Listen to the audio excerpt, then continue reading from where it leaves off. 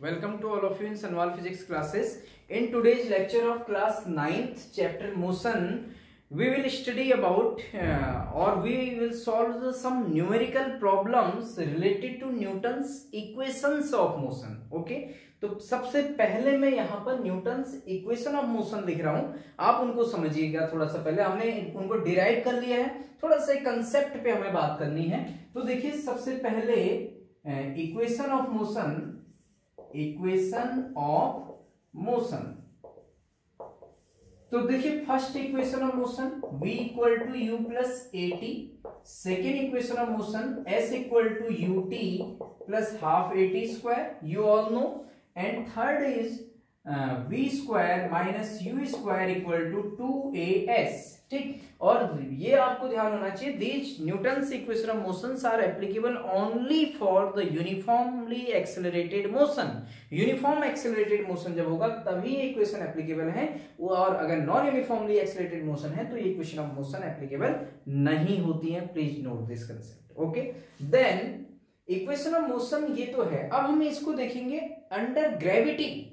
Equation of motion for gravity के लिए equations of motion हम कह सकते हैं अंडर ग्रेविटी। अब अंडर ग्रेविटी मैं यह क्यों कह रहा हूं, देखिए ये पूरा रहेगा और इसमें ही हमारे दो मैं बना रहा हूं, दो चीजें।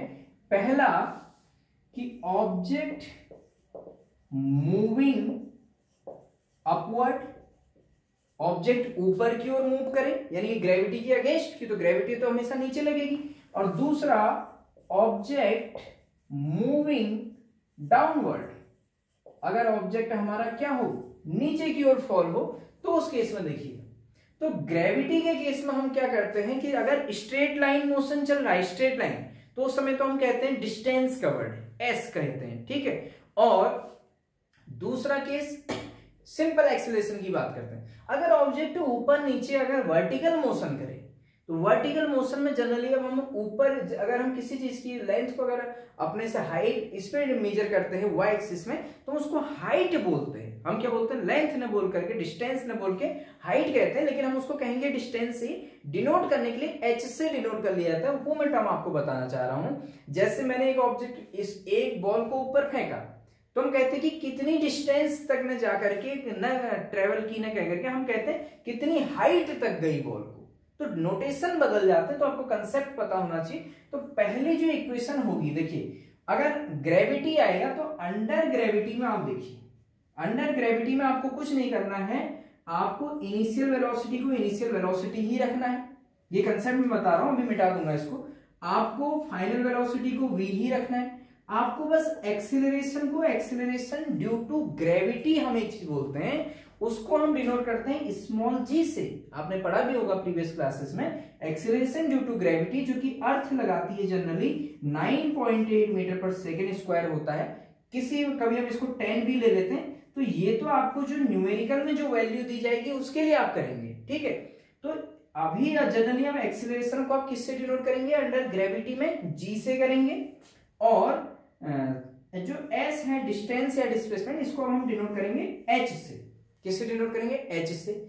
दूसरी बात आपको क्या रखनी है, यहां पर ध्यान दीजिएगा, जब ऑब्जेक्ट को हम ऊपर की ओर फेंकेंगे तो एक्सीलरेशन कहां लगेगा, नीचे की डायरेक्शन में लगेगा, क्योंकि एक्सीलरेशन तो हमेशा ही नीचे लगना है, क्योंकि तो अर्थ अपने जो एक्सीलरेशन लगाती है किसी ऑब्जेक्ट पर, always towards the centre of the earth. Acceleration due to gravity is always towards the centre of the अर्थ।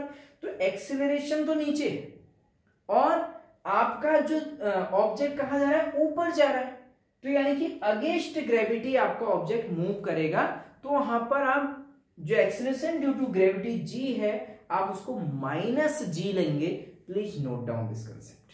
मैंने क्या बताया कि अगर कोई ऑब्जेक्ट ऊपर की ओर हम फेंक रहे हैं और आगे क्यों, ग्रेविटी तो नीचे ही लगनी है, तो अगेंस्ट ग्रेविटी हम फेंक रहे हैं, तो हम g को क्या लेंगे, जहां जहां भी g का टर्म आएगा हम उसको माइनस g लेंगे। ओके, एक्सीलरेशन को।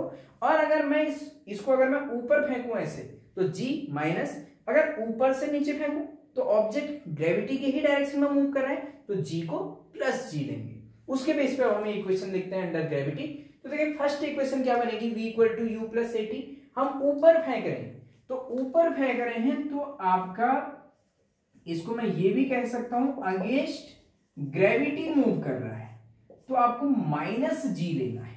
देखिए अगेंस्ट ग्रेविटी कंसेप्ट में आपको बता रहा हूं, माइनस जी मूविंग डाउनवर्ड, तो विथ ग्रेविटी मूव कर रहा है अर्थ की ग्रेविटी के साथ, तो आपको यहां पर जी आप क्या लेंगे, प्लस जी लेंगे, आपको समझाने के लिए मैंने लिखा हुआ है। ठीक, धीरे धीरे आपको इक्वेशन मोशन याद हो जाएंगी।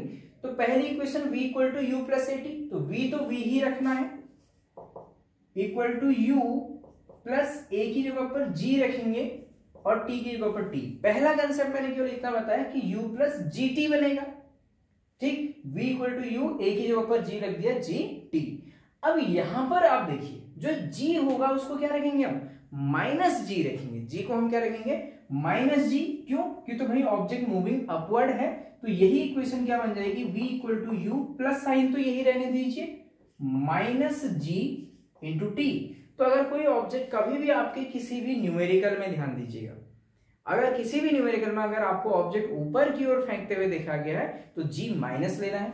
अब यहां पर ध्यान दीजिएगा, बच्चे बहुत कंफ्यूज होते हैं, या तो आप u प्लस जी की वैल्यू माइनस में रख के न्यूमेरिकल सॉल्व कीजिएगा, या आप इस माइनस से अंदर इंटू करेंगे तो इक्वेशन ही बन जाएगी u माइनस जी टी। ये तो कॉम्पिटिटिव एग्जाम के लिए है कि आपका मूविंग अपवर्ड में इक्वेशन ऑफ ग्रेविटी क्या होगी, v equal to u minus g t बन जाएगी।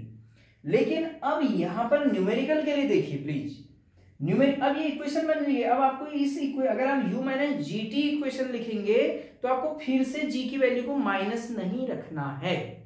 माइनस कब रखना है हमें, जी को u प्लस जी टी बन रही थी इक्वेशन, हमने यहीं पर माइनस जी लिख लिया। या तो आप u प्लस लिखिए, अंदर माइनस लिखिए जी की वैल्यू को, ठीक है। ये आप ऊपर फेंक रहे हैं तो आपको जो भी जी की वैल्यू दी है आप बस उसको वही लिखिए, क्योंकि हमने माइनस से इंटू करने के बाद ही ये इक्वेशन बनी हुई है। अगर आप v equal to u minus g t apply करेंगे तो फिर आप g को माइनस दोबारा से मत रख दीजिएगा न्यूमेरिकल में, माइनस के बाद फिर से g की वैल्यू माइनस मत रख देना, क्योंकि तो हमने माइनस साइन पहले ही यूज करके फॉर्मूला डिराइव कर लिया है। Got it. तो हम कहेंगे v equal to u minus g t, this is the first equation of motion. ये कैसे आया मैंने आपको बताया। सेकेंड इक्वेशन क्या बनेगी, देखिए this is the first equation, s equal to u t plus half a t square. s को किससे रिप्लेस कर देना है, h से, तो s क्या बन जाएगा, h equal to u t plus half a g. अब g को क्या रखेंगे, माइनस जी रखेंगे। तो मैं यहां पर डायरेक्ट, पहले वाले में तो मैंने दूसरी लाइन पे माइनस जी रखा था, अभी अब g की जगह पर मैं क्या रख दूं, माइनस जी। माइनस जी क्यों रखा, क्योंकि तो object is moving upward against gravity, gravity नीचे लग रही है, ऑब्जेक्ट ऊपर जा रहा है, तो इसलिए माइनस रखा। ओके, तो ये बन जाएगा h equal to u t. अभी माइनस से अब हम यहां इंटू करेंगे तो minus half g t square. This is the second equation of motion, gravity, और कब, जब ऑब्जेक्ट ऊपर की ओर मूव कर रहा है। ठीक है। थर्ड, अब कुछ बच्चे अगर इसको इनकी हेल्प से भी सॉल्व कर लें तब भी गलत नहीं होगा आंसर। ठीक है, ये तो हमने ग्रेविटी की में बस नोटेशन ही तो चेंज किए हैं। Okay, third one is the v square minus u square equal to 2as। तो ये इक्वेशन क्या बनेगी, देखिए third equation, this is second, v तो ऐसे ही रहेगा, minus u square equal to 2as की जगह पर क्या लिखेंगे g, लेकिन माइनस जी क्यों लिखा, ऑब्जेक्ट मूविंग अपवर्ड, तो ये बन जाएगा v square minus u square equal to minus 2as है, 2as है, तो a की जगह पर हमें लिखना था माइनस जी एक्सीलरेशन, और s के से रिप्लेस करना है हाइट से h, तो ये इंटू h हो जाएगा यहाँ पर s की जगह पर, तो v square minus u square equal to minus 2gh। This is the equation of motion under gravity when object moving upward. तो तीनों का रिजल्ट क्या आया देखिए, पहली है v equal to u minus g t, दूसरी है h equal to u t minus half g t square, और थर्ड है v square minus u square equal to minus 2gh। Okay, अब हम इन्हीं इक्वेशन ऑफ मोशन को बात करते हैं object moving downward with gravity. Okay, with gravity यानी कि ग्रेविटी के with gravity means in the direction of gravity, अगर हम लिखते हैं और क्लियर हो जाएगा, in the direction of gravity. ठीक है, आप समझ सकते हैं, in the direction of gravity यहां पर मैं बात कर रहा हूं। तो g क्या लेंगे, प्लस। तो पहले equation v equal to u plus a t, तो v equal to u plus a की जगह पर क्या कह देंगे, g। तो ऑब्जेक्ट नीचे ही आ रहा है, g भी नीचे ही है, दोनों की डायरेक्शन सेम है, तो इसलिए g को प्लस ही रखेंगे। तो इक्वेशन क्या बनेगी देखिए, v equal to u plus g t, this is the first. Second क्या बनेगी आप दिमाग लगा के बताइए, h इक्वल टू s के ऊपर h u t plus half plus का ही जी रहेगा तो जी टी स्क्वायर, तो h equal to very simple ये बन जाएगा h equal to u t plus half g t square. ठीक है, थर्ड है हमारे पास v square minus u square equal to 2as, तो ये हो जाएगा v square minus u square equal to a की जगह पर किससे रिप्लेस करना है, g से, 2g, और s की जगह पर रिप्लेस करना है h से, तो this is the third equation of motion under gravity. तो आपको सबसे पहले Newton's equation of motion under gravity हमने लिखा है, बस केवल नोटेशन चेंज किए हैं, तो आप इनको यहां पर नोट कीजिएगा अंडर ग्रेविटी का कंसेप्ट। ओके ओके, तो आपने यहां पर ये कंसेप्ट समझ लिया, तो ये कंसेप्ट आप नोट कीजिएगा। तो अगर आपसे कॉम्पिटिटिव एग्जाम में कोई क्वेश्चन पूछा जाता है, the equation of motion under gravity for an object throwing upward, जैसा हमने बोल दिया था first equation of motion for an object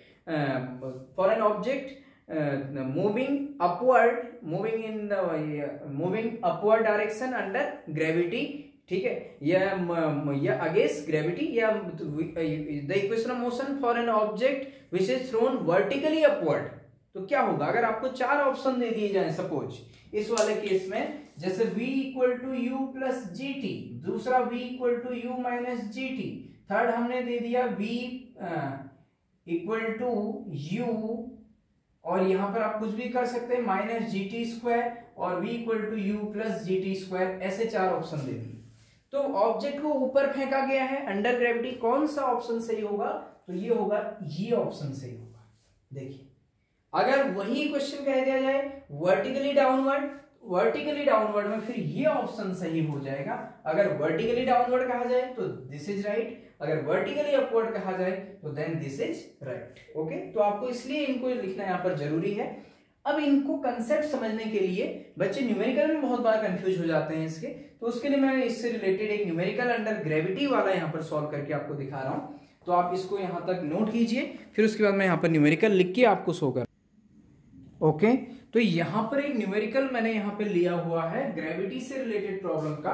देखिए न्यूमेरिकल क्या कह रहा है, a stone is thrown in a vertically upward direction, a stone is thrown in a vertically upward direction with a velocity of 5 metre per second, यानी कि stone को ऊपर फेंका जा रहा है, यानी कि अगेंस्ट ग्रेविटी फेंका जा रहा है, लेकिन अभी एक्सेलरेशन की डायरेक्शन हम देखेंगे उसके बाद क्या है, with a velocity of 5 metre per second, यानी कि जब उस स्टोन को ऊपर फेंका गया तो फेंकते समय उसकी इनिशियल वेलोसिटी कितनी है, 5 metre per second. If the acceleration of the stone during its motion is 10 metre per second square in the downward direction. देखिए एक्सेलरेशन कहाँ है, डाउनवर्ड डायरेक्शन में है, तो ऑब्जेक्ट ऊपर फेंका जा रहा है, एक्सेलरेशन नीचे है, तो एक्सेलरेशन को क्या लेंगे, माइनस लेंगे। Okay, and what will be the height attained by the stone, stone के द्वारा क्या हाइट अटेन होगी, and how much time will it take to reach there, और कितना ऑब्जेक्ट कितना हाइट तक जाएगा और वहां उस हाइट तक पहुंचने में उसको कितना टाइम लगेगा। तो देखिए क्या कह रहा है, मेरे हाथ में मान लीजिए कि स्टोन है, मैंने 5 मीटर पर सेकेंड से उसको ऊपर की डायरेक्शन में फेंका, ठीक है, तो अब उस पर जो एक्सेलरेशन लग रहा है वो नीचे की ओर लग रहा है 10 metre per second square, it means वो कौन सा लग रहा है, एक्सेलरेशन ड्यू टू ग्रेविटी लगा रहा है, तो नीचे कौन लगाएगा उस पर और एक्सेलरेशन, हम ऊपर फेंक रहे हैं तो नीचे एक्सेलरेशन लगाने का रिस्पॉन्सिबल केवल अर्थ का है, that is small g, acceleration due to gravity, वो नीचे की डायरेक्शन में है और ऑब्जेक्ट वो तो हमेशा नीचे ही लगेगा एक्सेलरेशन ड्यू टू ग्रेविटी, ठीक है। तो यहाँ पर हम रिजल्टेंट एक्सेलरेशन देखेंगे ऐसे क्वेश्चंस में, ठीक है। In the downward direction, what will be the height attained by the stone and how much time will it take to reach there, यानी कि मैंने इस 5 मीटर पर सेकंड से पत्थर को ऊपर फेंका, एक्सेलरेशन नीचे लग रहा है 10 मीटर पर सेकंड स्क्वायर, वो पत्थर कितनी ऊपर तक जाएगा अगर मैंने उसको 5 मीटर पर सेकंड की स्पीड से फेंका है, ठीक है। तो देखिए सॉल्व करते हैं, तो हमें क्या दिया है, देखिए गिवन जो हमारे पास है, हमें एक तो इनिशियल वेलोसिटी दिया है, इनिशियल वेलोसिटी किससे डिनोट करेंगे, u से करेंगे, 5 मीटर पर सेकेंड, कहां दिया है, ये दिया है, initial with initial velocity of 5 metre per second, acceleration downward है, तो देखिए एक्सीलरेशन डाउनवर्ड है तो जनरली मैं इसको g से लिखूंगा, ड्यू टू ग्रेविटी उसने कहा नहीं है, तो आप a से भी लिख सकते हैं। मैंने a लिख दिया -10 मीटर पर सेकेंड स्क्वायर। मैं दो तरीके बता रहा हूं आपको सॉल्व करने के, ठीक, जो कि बच्चे कंफ्यूज ना हो। और तीसरा हमसे एक तो क्या पूछा है, कितनी हाइट ऊपर तक जाएगा, यानी कि हमसे डिस्टेंस कह दूं अगर मैं in simple, distance s equal to question mark. और एक चीज हमसे पूछा कि कितना टाइम लगेगा, t equal to question mark, ठीक। ये तो अब देखिए इसमें ये सिंपल मेथड है, इससे हम कैसे लिखेंगे। देखिए कौन सी इक्वेशन ऑफ मोशन मैं यहां पर यूज करूं। मेरे पास जब वो ऑब्जेक्ट फाइनल पॉइंट तक पहुंचेगा, देखिए तो फाइनल पॉइंट पे पहुंच के रुक जाएगा, तो कहीं ना कहीं कुछ ना कुछ हाइट के बाद तो रुकेगा ही, तो वहां पर हम उसका v कितना कह देंगे, फाइनल वेलोसिटी 0 कह देंगे। तो हमें एक और इंफॉर्मेशन है क्वेश्चन से जो कि डायरेक्ट नहीं है, final velocity v equal to 0, कितनी हाइट तक जाएगा। तो इतना हमें दिमाग लगाना पड़ेगा कि जिस भी हाइट तक वो जाएगा वहां उसकी फाइनल वेलोसिटी v क्या हो जाएगी, 0 होगी, कि तो जिस हाइट तक जाएगा उसके बाद फिर वो नीचे आना होगा, लेकिन हमें वो देखना कि कितनी हाइट तक वो ऊपर गया। ओके, तो इक्वेशन देखिए, मेरे पास u पता है, मुझे v पता है, मुझे a पता है और मुझे डिस्टेंस s पता है, तो मैं कौन सी इक्वेशन निकाल सकता हूं s के लिए। First v equal to u plus a t, नहीं। Second s equal to u t plus half a t square, वो भी नहीं लग पाएगा क्योंकि टाइम नहीं पता है। फर्स्ट भी नहीं लग पाएगा, टाइम नहीं पता है। और हम लगा सकते हैं third equation of motion, that is v square minus u square equal to 2as। तो ये तो मैंने simple third equation of motion लिखी।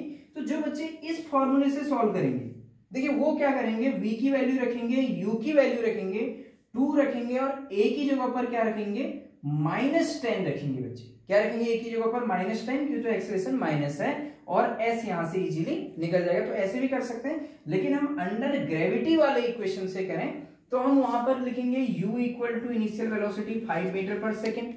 सेकेंड नोटेशन हमारा एक्सेलरेशन हम a ने लिख करके हम इसको कह देंगे g, ठीक है। हम क्या कहें, g मींस क्या है, एक्सेलरेशन। आप इसको पूरा लिखेंगे, acceleration due to gravity. g कितना हमको दिया है, 10 मीटर पर सेकेंड स्क्वायर।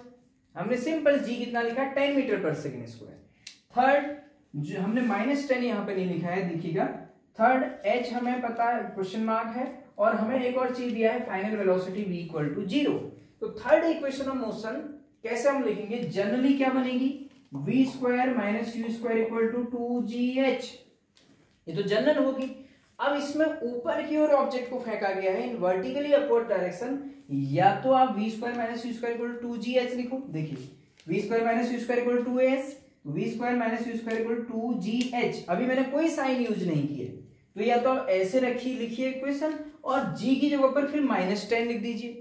या तो एक तरीका यह है कि आप g को -10 फिर इसमें g को कितना रख दें, -10 रख दें सॉल्व करते समय।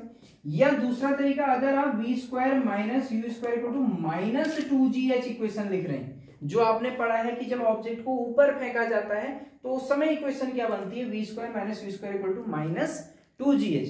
तो यहां अगर आप पहले से फॉर्मूले में माइनस लिख रहे हैं तो फिर आप g की वैल्यू को माइनस नहीं लिखेंगे, यहां पर अब यहां पर +10 ही आप रखेंगे। समझ रहे? तो यहाँ पर दो ये जो कंफ्यूजन है बहुत सारे बच्चों को होता है, इस पे आपको कंफ्यूजन नहीं होना। अगर आप g को +10 रख रहे हैं, जो g को आप +10 रख लीजिए और आप बोल लीजिए अपोजिट है, किसके अपोजिट है, to the direction of motion of object, direction of motion of object, ठीक। तो अगर आप -10 रख दीजिए, तो इसका मतलब या आप 10 मीटर पर सेकेंड स्क्वायर लिखते हैं, तो इसका मतलब अगर ऑपोजिट लिख रहे हैं तो इसका मतलब भी अंडरस्टूड है कि g को क्या लेंगे, यहाँ -10 लेंगे। तो g को अगर मैं पहले यहां पर -10 लिख लूं, तो अब ये फॉर्मूला अगर आप सिंपल अप्लाई करते हैं, आप न्यूमेरिकल के लिए इसको आप अप्लाई, न्यूमेरिकल के लिए आप इसको अप्लाई कर लीजिएगा, ठीक। कि तो v square minus u square को -2gh भी आप करेंगे अगर दूसरा, तो उसमें फिर g को माइनस नहीं रखना है, लेकिन कॉम्पिटिटिव वे से वो भी आपको पता होना है। तो जनरल आपने क्या किया, मैंने सिंपल लिखा v square minus u square equal to 2gh, simple convert कर दिया। g जो यहाँ आपने a -10 के हिसाब से सॉल्व कर रहे थे, उसी g को -10 से हम न्यूमेरिकल में सॉल्व करेंगे, ठीक है।